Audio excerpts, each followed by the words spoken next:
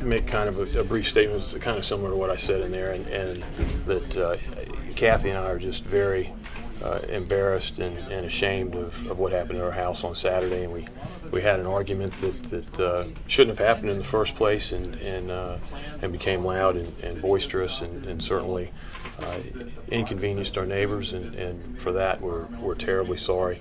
But I mean, in terms of the larger allegations of an assault and those types of things, they just did not happen, but we're very anxious to have our family get back to normal and the things that really reflect what's important to us and the wonderful home life that we actually do have, and we're anxious to get back there as soon as possible. I'm sure we all are. I tried it, but it's on a. It's on a. Oh, you can't turn it off. Well, I mean, I just wanted to speak. I mean, obviously, I'm here with my husband to, support him, and what is most important to us is our family, and we wanted to just keep our girls out of all of this. My husband did not hurt me. The allegations made against him are completely absurd. I have not a mark on me. I am perfectly fine.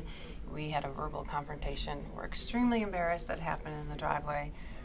I'm an impatient person. I was beeping on the horn, and it attracted some attention, and then we had a verbal confrontation, and it just escalated into something that it wasn't, and it's horribly embarrassing, and we feel terrible that it's escalated to this point, and we just want to get past it and have our family together and home and just move on with our normal lives. The police said that there were signs of an assault. Can you show us what that sign is? Yes, and I will tell you, I have a scratch on my ankle right here, because we were arguing and I was waving my arms. I swatted and I slipped. We just came from a wedding. I had 4-inch heels on that I can't really walk in well on a good day. And so my only injury is a scrape on my ankle. And, again, the allegations made against my husband, he's 225 pounds and 6'5". Give everybody my weight. And and I'm perfectly fine, as you can see. And that's why I want to be out here for him and to say, look, this didn't happen. And it was a gross misunderstanding and escalated again to something that it wasn't. What would you say to somebody that thinks that perhaps you're just trying to covering for your husband now? Well, that it's absurd. And I think anybody who knows us knows that we have an extremely loving home. I mean, I can count on one hand how many times we've even raised our voices to each other in our lives. We have a wonderful marriage and wonderful children, and I can understand what the public perception can be, but it's completely inaccurate here. And I think those who are close to us and love us, and are very supportive of us, understand that and know that we have a wonderful family, and we're very happy. Do you wish the police would have handled it differently, and if so, how? We don't want to get into that, Andy. Can you at all address that? I mean, I understand what you're saying here, but some of your neighbors were so concerned, they called 911 and described a situation far different than what you're describing today. Can you address why that could be so different? Well, I mean, I don't know that we can actually. I'll make two brief comments. First of all, I'm sure they saw me fall. I mean, and that obviously, from a distance, I don't know what they thought they saw, but there's other neighbors who live even closer and had a direct line of sight that are completely in agreement with and are saying the same thing we are. We had a verbal fight. I mean, I slipped and fell. I had 4-inch heels, and that was the end of the story. And it's unfortunate that it escalated to this. I understand and appreciate someone being concerned for someone's safety, but this was not the case in this incident. It was a verbal confrontation, and that was the end of it. One of the witnesses said that they actually yelled to you, Councilman, to quit hitting your wife. Do you want to say anything about that? I don't remember that happening, but I don't really have anything else to say about that. And John, did you take any swings in part of the confrontation with your wife? We're not going to get into any of the details. I only ask because that's what a witness I this thing is still pending. I've got the utmost confidence that it's going to be dismissed, but I don't want to. I really can't get into that at this point. But isn't the answer to that question no? No, well, it is. It is. I mean, you're here to say nothing. It is now. No. I mean, and I'll tell you, I swatted at him, and he went, and then that's when I slipped. And you know what? From a distance, it might have looked bad, but it wasn't anything.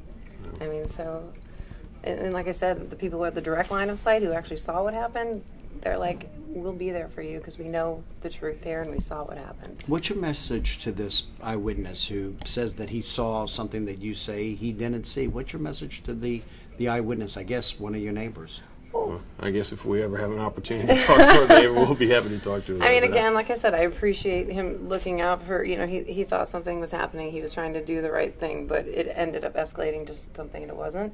And I very clearly stated to the police I have sustained no injuries, that my husband and I had a verbal disagreement. There is, I called the magistrate's office last night and said, I want my husband home. Why I don't want this. I want my husband home. This is not what happened. And, I've stated that from the beginning. That hasn't changed.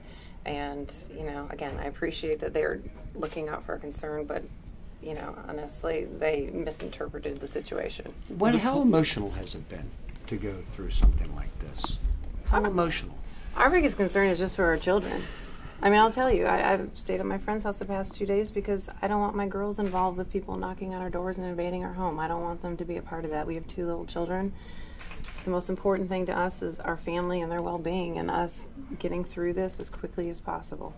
You told the police you did not want to prosecute. What did they tell you? They were pushing to make something out of nothing and repeatedly try to push things. And we're not going to go there. I'm sorry, guys. We've got to get cut off here, but y'all have been very kind. And if you could, I'm going to go in. She's got to get back to work. I do. And I've got to I get worked back to work yesterday. too, I have to work today. We're trying to get on with our normal lives because honestly, in any normal family, you have an argument and things happen. We had an argument. We made the mistake of having an argument outside. Every other family gets to kiss and make up the next day. They don't have it, and it's breaking news, and it's unfortunate, and we're embarrassed, and we apologize again to our friends, our family, our neighbors that this has escalated to this point. But at the end of the day, we just want our family back and have everything to be normal again. So we appreciate you taking the time with us. Thank you.